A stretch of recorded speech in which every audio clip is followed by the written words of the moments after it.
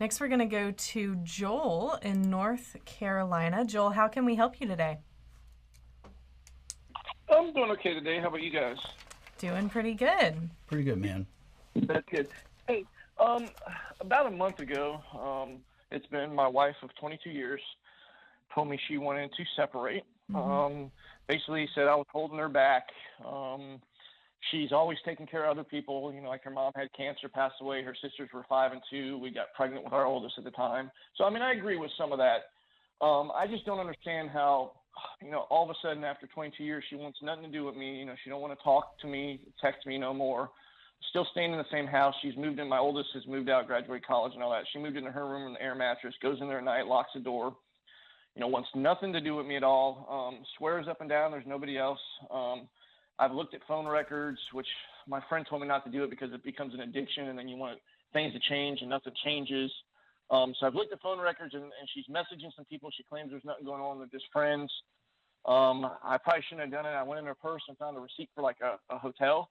Now, so I just don't know what to do or to think. I've talked to some buddies that have been through things because they obviously, and I've started going to a counselor because I'm trying to be proactive about this so I don't, I guess, get to a point where I'm really in a dark place. But I just don't know what to do, and Mm-hmm. maybe looking for some guidance.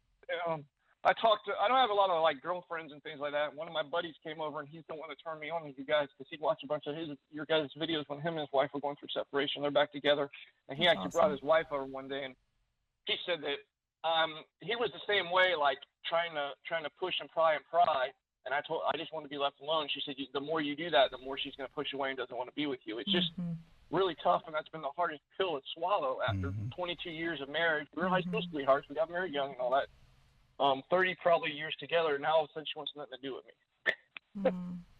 And, finding the receipt and all that, I'm just like, don't know what to think or do. Should I confront? Should I not confront? People are saying don't confront. It just would make it worse. Mm-hmm. So Joel, I know that's a lot.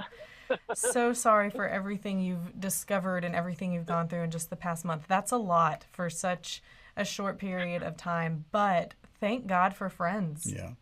Thank God for Oh, friends who for are sure. willing to step in Yeah. and walk alongside you. Jim, where you start with all of what's going on? Yeah, I am sorry, bud. You know, what you're doing in regards to your behavior, kind of snooping and looking around, I think Mm-hmm. is a response that many people take. We want to know what's going on. We don't want to be surprised. We're hoping we're going to see something different. There's a lot of motivations behind it. And I agree with your Fred. The struggle or the challenge with that is that it becomes something we begin to trust Mm-hmm. for our future when really we're interpreting what's there. We don't know what's there. And it could be something that's fairly clear or obvious in regards to what's there. It's a hotel receipt. Why would she be there? Stuff like that. You could spend an inordinate amount of time worrying or thinking about that, and it's not going to add one iota, one Mm-hmm. piece to what you need to do.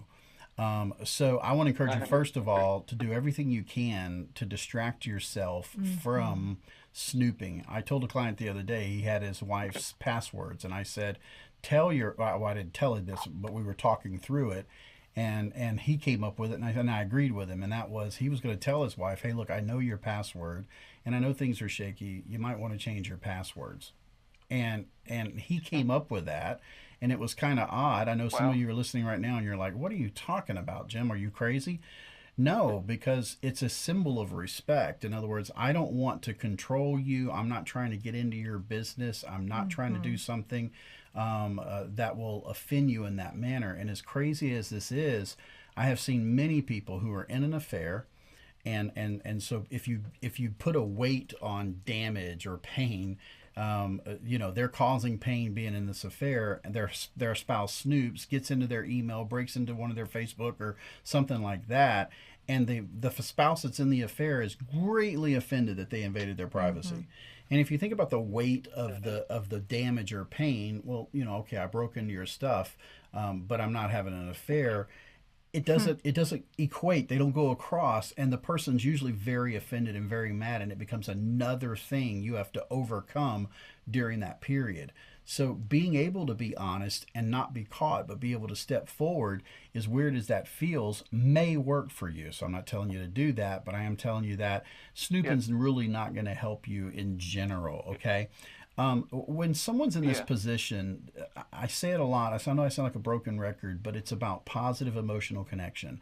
Even if someone's in an affair, the affair is not the problem. The affair is a symptom of that problem. In other words, I disconnected from my spouse emotionally.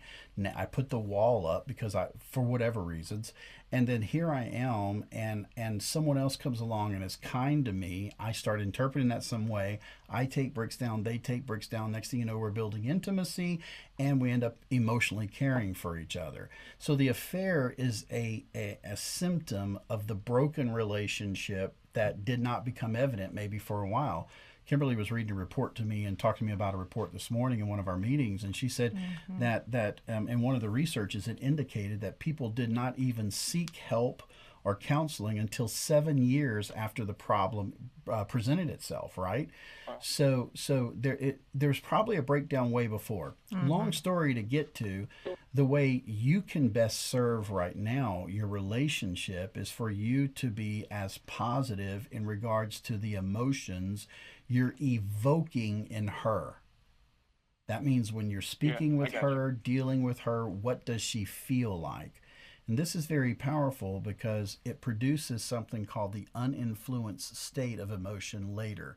And basically, that means this: the way she feels that when she's with you will be the way she feels when she's not with you.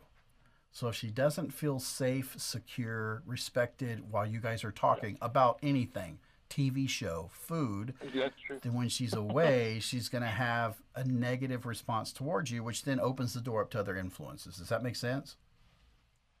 Yeah. Oh, yeah. And that's what I'm worried about and scared. That's my biggest fear is her finding someone else that, like you said, that all of a sudden the emotional, all that's there, even though I've always shown her affection and told her, Yeah.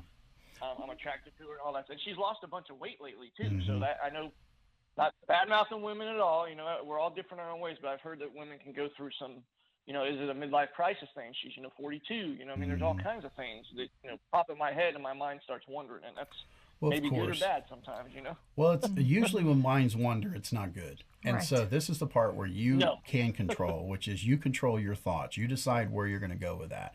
So once that thought comes in, you might not be able to control the initial thought.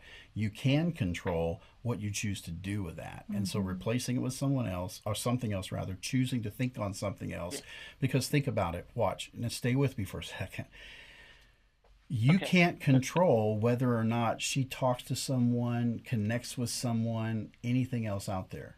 And to worry about that only reduces your energy, takes away from your ability to think properly, and So drains much. you. You follow what I'm saying? Yep. So the Yeah, I had only a buddy thing. that gave me good advice. I'm Uh-huh. a male and I'm also a firefighter and I want to fix Mhm. things. And he Right. goes, Joel, you cannot fix this. No, but you can fix some things. So number one, you can fix how you think. Okay, so you start taking authority in the way you think and not dwelling. It's going to be helped if you don't snoop, if you're not doing. Right. It's going to be helped if you're not asking questions that right now getting the answer won't matter anyway. What you can fix and control is your behavior, how you behave as a result of that relationship, what she sees and can interprets in that, because you're building positive emotional connection. And that's where the real answer is here. It won't work overnight. It doesn't happen in a week because it didn't break in a week. But this is the best thing you could start doing in regards to the future of the relationship. You're investing in the future right now by how you respond, how you react, and how you treat her. And you've got to find a way to not worry about the things that you literally can't do anything about. There's a number of ways to get peace. And this is the last thing I'll say, Joel. There's a number of ways to get peace. We can deny the situation, we can reframe the situation, we can accept the situation, or we can change it. And there's a piece of this that I think you can get some peace in if you can accept where you guys are right now, which is there's a broken relationship. You got a marriage certificate, but that doesn't mean you have a marriage. And so what you have to do at that point is say, you know what, I need to pause and realize we're not in a good space. But that also means that we can do other things, or I can do other things to make this better, regardless of what she does. And so this puts a lot of hope in your arena to be able to control that really has nothing to do with her. And I'm sure you can do that, man. And that was what I would encourage you to do right now. Okay. Well, I appreciate your time and taking my call, and definitely some words of wisdom, and I appreciate that, Jim. Thank you, bud. Thanks for, and be careful who you talk to, man.